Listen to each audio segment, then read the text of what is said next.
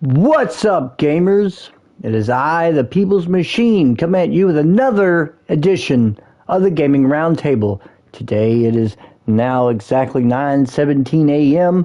if you live on this side of the world, and it is September 2nd, 2023, and I am sitting now after a more like 3 week ordeal for moving. Me and my fiance are no longer living in the small town that we lived in, and I have moved back home to the Louisville area and in Kentucky, and we are moved into our new actual house. We finally got away from renting. I've rented almost my whole life, so it's a really wonderful, and I'm very, very happy that this is something that we were able to achieve, largely thanks to some help from her family side of things. So I'd like to give a shout out and thank you to all those people, Becky, Bobby, and Shannon, Brendan, Eric, just the whole 9 yards, just being there. Shout out to Brittany Price, which is my fiance's mom. She's great. She's helped us out so much with this move, and it's much appreciated from her. We couldn't have done it without all these folks' help, so it's been really awesome. We're still in the unpacking stage, so anybody that's moved, the big part is moving in. The second big part is getting it all put away. So it's not always easy, but it was an opportunity we couldn't miss out. And I'm going to say this right now: it is very, very good to be home. So I have finally moved. I know the last video I believe was August 12th, where me and Posthuman Guy, my friend, my close and personal friend John, and me, who's the head of Unpaid Gamers, did a video and did some talks. I want to make a couple corrections real quick, or at least one correction. We had talked about in that video how the $50 price tag for the, what we had said, remastered Red Dead Redemption with Undead Nightmare came out. People were mad about the $50. What I didn't realize was about a week later, looking into it, that it was not a remaster at all. It was a straight port, and they did nothing. No enhancements, no nothing. And while it might load better just because new systems do have the faster load times, nothing was added or done to the games to improve them. So, yeah, your $50 price tag, go fuck yourself, because that's ridiculous to just to simply port. There have been other games that have recently been remastered and put on a new system, games that are actually older than Red Dead Redemption, and the companies are smaller than Rockstar, a lot smaller, and yet they spent the money and time to provide enhancements and various tweaks, and Rockstar didn't. So when you are just a company who have billions of dollars with thousands of people under your gun, and yes, you might be working on your next big project, GTA 6 or whatever, it's just lazy. It's just straight lazy. And the fact that you want $50 shows that you all, you just tone deaf when it comes to you can't put out a beloved game and then do nothing to it. So Rockstar can go fuck themselves as far as I'm concerned. I don't care if you're a Rockstar fan. You shouldn't be a fan of a game company that just did not care. And that game should have came out at $20. That's my personal opinion. They've already made the money off those games. So what difference does it make? If you're not going to do any enhancements and nothing to it, well then, who cares? I don't want that. Because it doesn't make a whole lot of sense considering that GTA 5 has a PS5 version.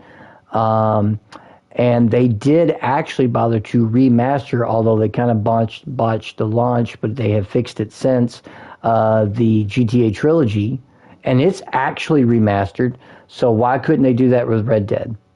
Just like they fucked up the online with Red Dead Redemption 2, and just like they fuck it up with this. It's like Red Dead, it's like their redheaded stepchild, and yet it's incredibly, probably their second, if not right up there, GTA in popularity. So I just don't understand that, and makes very little sense. So Rockstar, I give you the middle finger award for just being tone deaf and not really giving a shit about your fans or your customer base.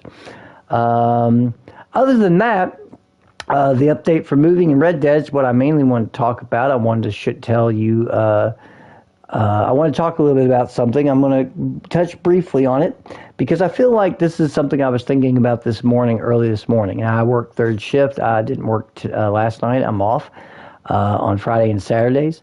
So I was like, well, you know what? I need to talk. I was just thinking about this. I was going through the store front thinking about buying something, which, of course, I didn't buy anything because I've got plenty to play. And I started thinking about, I was looking at like Back for Blood. They put out like the huge edition. You get everything with it for $20. I thought that's a steal, if you are into that kind of game. And if you're the kind of person who likes that kind of game, then that's the kind of game you like for those kind of people. So to quote someone. And I didn't buy it because I started thinking about it, in this terms. And this kind of led me to this kind of a revelation and or rant I'm about to do, which is this. So Back for Blood, was not successful financially for the company that created it. And I want to say that these people associated with Back for Blood are, I think, the people that made the original Left 4 Deads. What I'm going to do real quick, so I make sure I'm not like talking out the left side of my neck here. Let me wiki that real fast because I'm curious, because this will lead to the other stuff. Let's see, Back for Bloods. Let's see here. Yes, it's Turtle Rock Studios. So yes, they did have that. It didn't do real well financially, and while that got fairly decent reviews, not great reviews, but decent reviews, I started thinking about it in this terms. I was thinking, instead of just doing a Left 4 Dead 3, they decided to do a completely different spin on and just made Back for Blood. And thinking about it in this terms, I was like, as much as and cool as that would be to have that, I've already played that game. And then what I mean is, I have Aliens Fireteam Elite, which I was playing this morning, and I do generally like it, but that's essentially the same kind of game with the Alien franchise. And more importantly, if you play World War Z, which also added a first-person mode, so it's very similar to, instead of just being in third, you can play in first. It's very similar to the Back for Blood and whatnot. I also have, Earthfall, which again, same type of game, but it's UFOs instead of aliens. It's aliens versus zombies.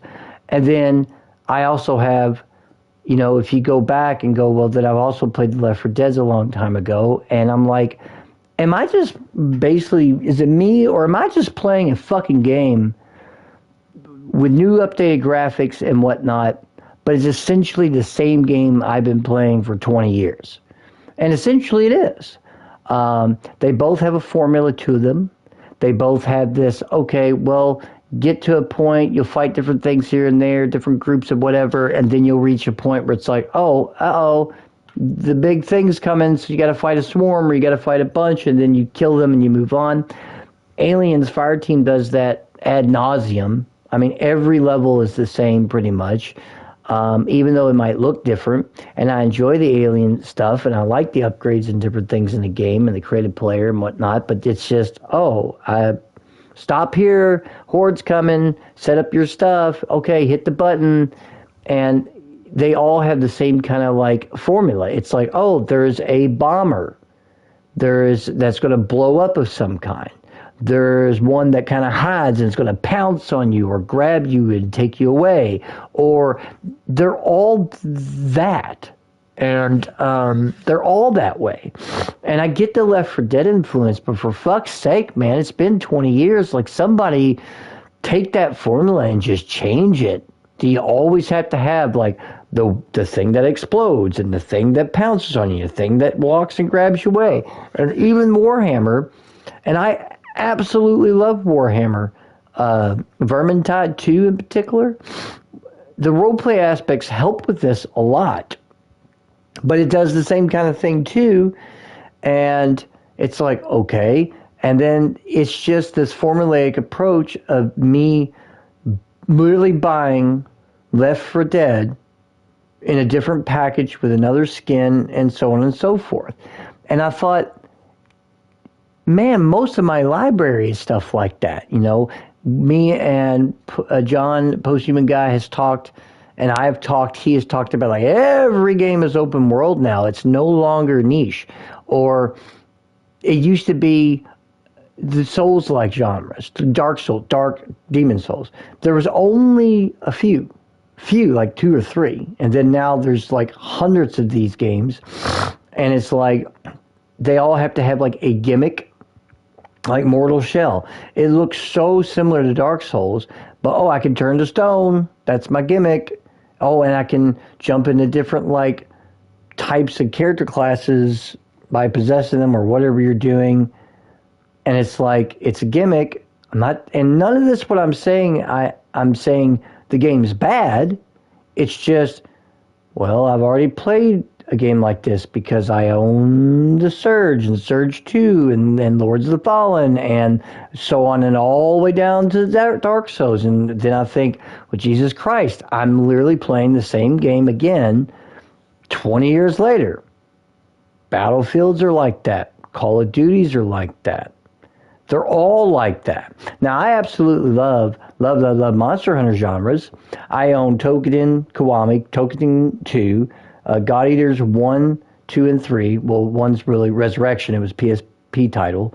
But I got those 3 games. I have Monster Hunter Rise, Monster Hunter World. Those are the big, like, there you go, right? Like Monster Hunter games. And while they are aesthetically different from each other, the gameplay is different from each other. It's still the same type of game. Luckily, there's enough of a difference between their gameplay to kind of make it feel very different from each game and the way that you go about doing things. But a lot of the games that are out there is just like, am I just playing like a reskin of this game I've been playing? And when you start looking at the PlayStation Store and you think about your own library, you're like, well, fuck. The first-person games are like that. Every game seems to be like that. I remember a time 20 years ago, it was like, XCOM is unique. Now there's a million XCOM type games. I mean, with the same, like, the cameras pan in when you're sometimes in shoot, and indie level titles that do that. There's so many now of a particular genre that you can't differentiate yourself between them all.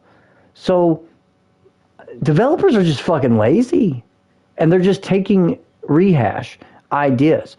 One of the games in my library is Prey for the Gods, and I had bought it. It had survival-like aspects to it, and adventure, and you fight big, ginormous, like boss-like characters, which is definitely taken straight from Shadow of the Colossus. Now, there really isn't any other games like Shadow of the Colossus, so you could say, well, this is this company's, small company's version of that. But they also took elements of Zelda where you're like, you jump in the air and you have like the little sheet thing that you hold to glide around on. It's literally taken straight from Breath of the Wild. And as you play the game, you're like, they just took like 4 different games that already exist and took an aspect from each one. In particular, like the,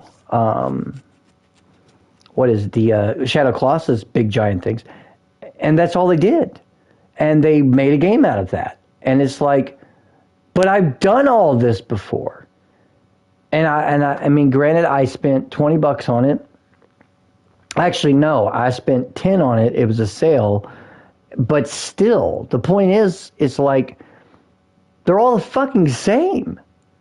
And just, when I go through my library, one of the things that I did on my PS4 was I put every types of genres in folders, and even though I can't do that on the 5, I just put them in collections. You only do so many. When I'm like, okay, here's all my Warhammer games, here's my dungeon crawlers, blah, blah, blah, action RPGs. There's so much similarities between them all that do I really need to have all that? It's like, oh, that Super Toy Cars looks great to play. Oh, that toy whatever box whatever thing. Oh, and then there's this other micro mini madness or whatever. Well, why do I want to play those? I'll just play Hot Wheels because it's essentially exactly that style and type of game. So why do I want to drop my money on that, cheap or not? So it's like I don't need another game like that, right? And like I love the space games so much that like if I play Elite, No Man's Sky, Chorus, Starlink, those four alone has space flight and go into different worlds and whatnot.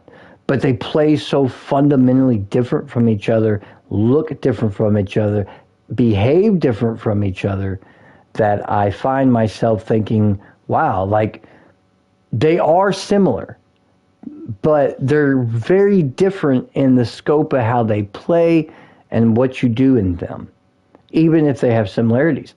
So there are caveats to that because you can't really borrow too much, right? Except for the environment. Rebel Galaxy's in that too. So, but all this other stuff that's out there, I'm like, gosh, I've got a library of nearly 800 games. And so much of my stuff is literally the same game just reskinned. And it shows you how much developers are just lazy as fuck. And then charging what they charge? No, that's not cool. Gamers, us gamers in the community be like, Back 4 Blood didn't do real well financially. It's sold, but not where they needed it.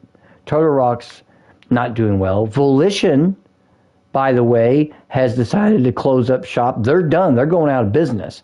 They fucked the new Saints Row. I own it and like it. The updates really helped, but it was too woke and too this and too that and mismarketed, and they messed that up bad. And they lost their shirt on that game, which is a shame because Volition has made so many good games. Big fan of the Saints games, big fan of Agents of Mayhem, and to see them go is sad. But it just goes to show you, when I play Saints Row, the new one, it basically, other than some new little added little things you can do in the game, it too is like, well, the wingsuit stuff reminds me very much of Just Cause 3 or 4, mainly 4.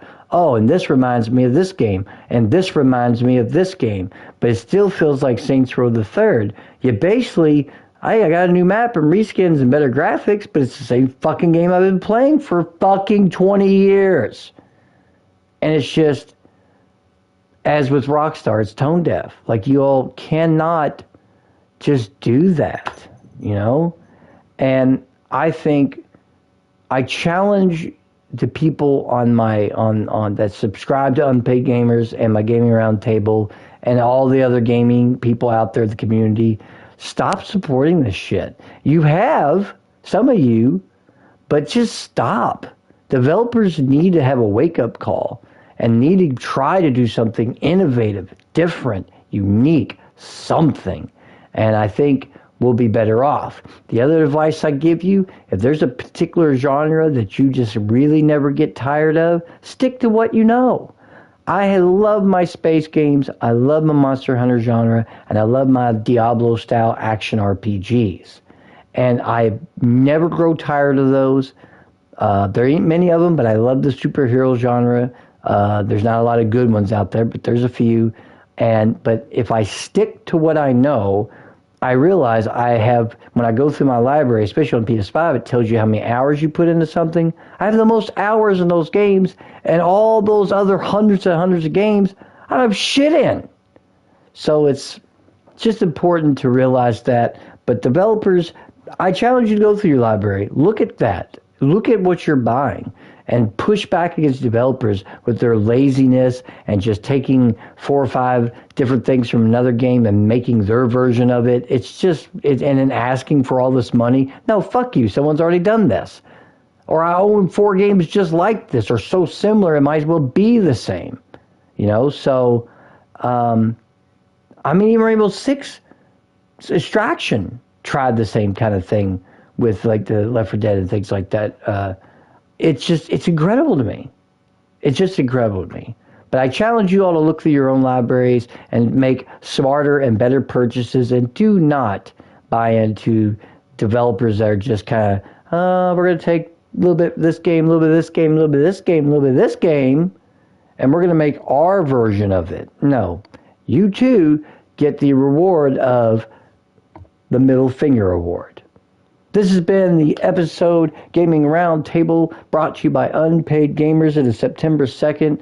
It's 9:37 a.m. I appreciate you tuning in and joining in. Hopefully the audio came through. We've been having difficulties with that where my settings, even though it's all set up and should be coming through, it hasn't. When I find out it hasn't, and I'm going to have to fix that and redo this video. Hopefully that's not the case. I hate redoing videos because I usually lose my motivation for it. But thank you. Please subscribe to Unpaid Gamers. Check out Posthuman Guy. He's giving you card thoughts, let's plays, and all the other things that he might be streaming.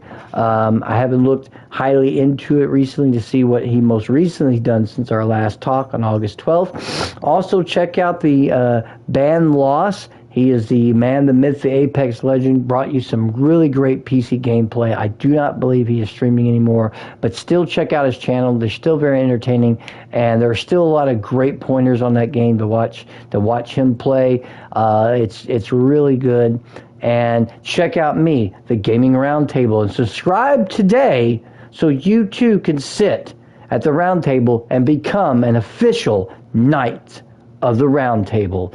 And you can also write me. I still have my Gmail account at Unpaid Gamers. Actually, it is Gaming Roundtable UPG, all one word, at gmail.com. That's Gaming Roundtable UPG at gmail.com. And we will see you on the next episode of the Gaming Roundtable. Coming up, I'm going to be showing you gameplay and giving you some thoughts on a game that I bought called Kill Squad. Kill Squad is basically space, Diablo. And it's actually a pretty fun game I've been getting into and really like it. I'll give you the what I would refer as the good and the bad on it, what I really like about it, what I would like them to change, and what I downright do not like. And we'll go through that. And we will see you on the next episode of the Gaming Roundtable, broadcasting from my hometown. Thank you for joining us. And as always, gamers, good gaming.